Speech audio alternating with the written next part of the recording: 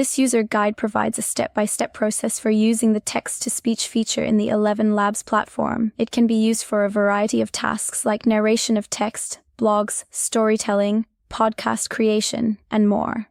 Click on Text-to-Speech in the left-hand menu to start typing or pasting any text you want to turn into lifelike speech. Start typing here or paste any text you want to turn into lifelike speech. Use the slider to adjust the stability of the voice.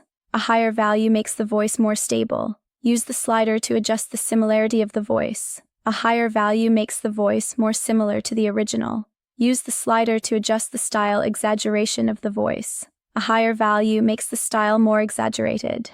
Click Generate Speech to create the audio from the text. Play the audio and review. You can click the download icon to save the generated speech to your device.